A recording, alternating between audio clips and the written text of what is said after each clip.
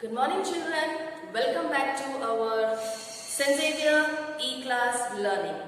Today we are going to do part 3, lesson number 1, the best Christmas present in the world. In last video I had explained to you about the two soldiers.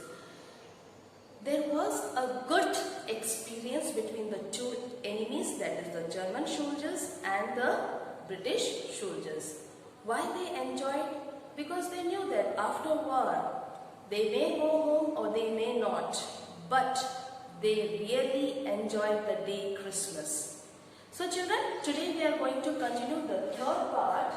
The third part gives a brief thing that the author, he goes to meet Connie, the wife of Mr. Jim, and he just wants to hand over the letter to Connie. Now let's read the lesson. I folded the letter again and slipped it carefully back into its envelope.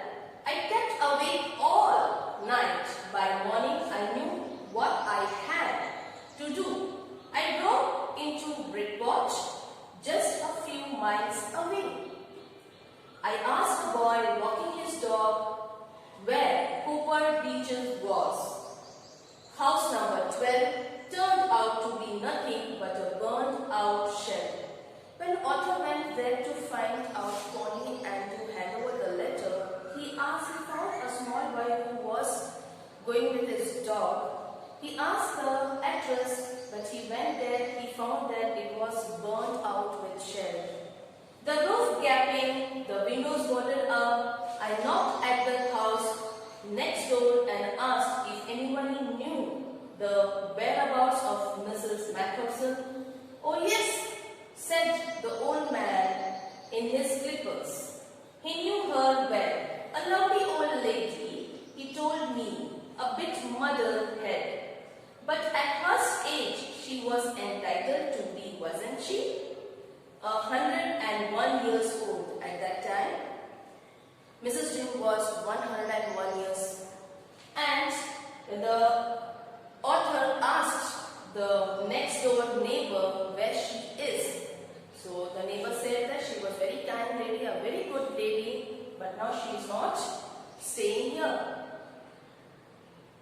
She had been in the house when it caught fire. No one really knew how the fire had started, but it could well have been candles.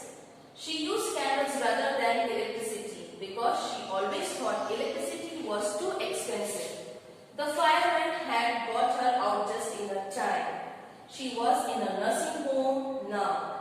He told me, Burlington House on the Dorchester Road on the other side of town. So the old man gave the address of the nursing home. So quickly the author went to that place.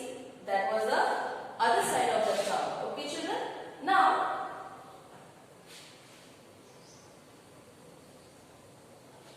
I found Burlington House nursing home easily enough.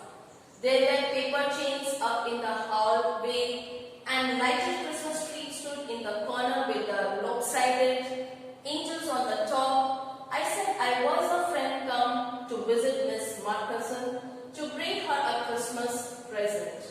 I could see through into the dining room where everyone was wearing a paper hat and singing. Luckily, that day was also a Christmas Eve, children. So children, the author was very much excited to meet Connie, wife of Mr. Jim. The matron had a hat on too and seemed happy enough to see me.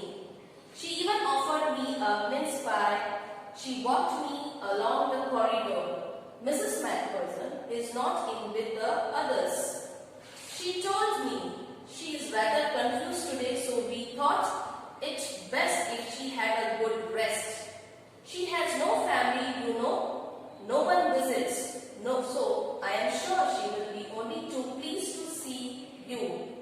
She took me into a conservatory with the wicker chairs and spotted plants all around and left me.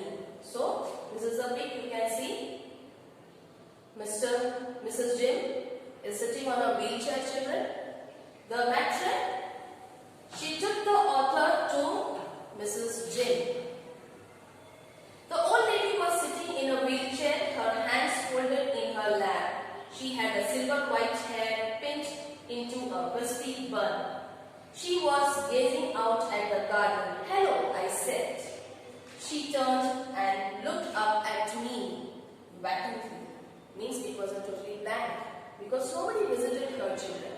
She had no family member, so she was staying in a nursing home. "Happy Christmas, Pony," I went on. "I found this. I think it's yours." As I was speaking, her eyes never left my face. She was just staring at the author.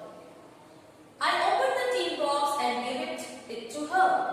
That was the moment her eyes lit up with the recognition and her face became suffused with a sudden glow of happiness. I explained about the desk, about how I had found it. But I don't think she was listening for a while.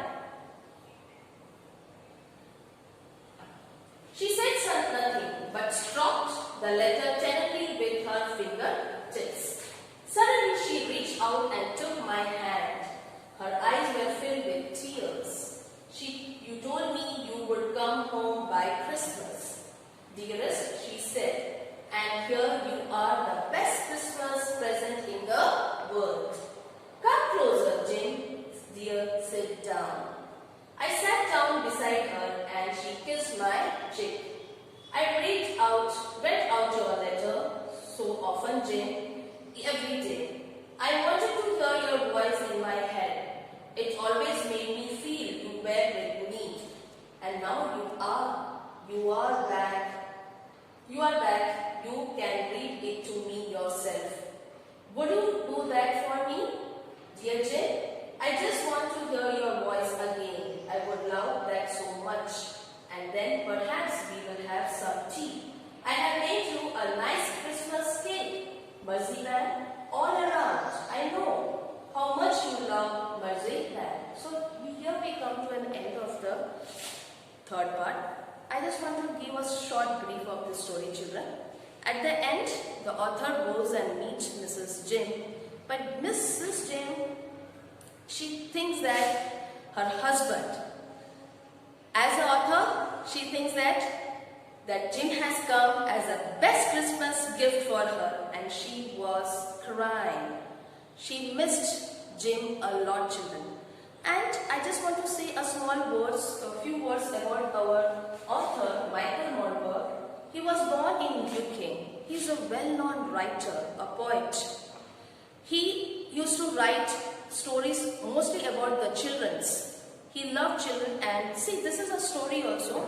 It's a heart-touching story, isn't it? He has given all the experiences of all the soldiers, how one soldier is missing his wife, his family, her family, and even Pony is waiting for Jim. She never knew that he had died in the war, in the First World War, child. So this is a very heart-touching story. Hope you got this all things, children. Do read the textbook thoroughly to improve your English fluently. Now children, check out the words to remember. Trapped, stamping, resolve, rousing, boarded up is a phrasal verb, children. Muddle-headed, it's a compound word. Wispy bun, suffused with, again it's a phrasal verb. Strop, tenderly. Once again I repeat these words, children. Trump, stamping, resolve, rousing, boarded up, muddle head, wispy bun, suffused with, strop, tenderly. So children, these words you have to write in your rough notebook 3 times. Hope you got this lesson. Take care. Have a nice day.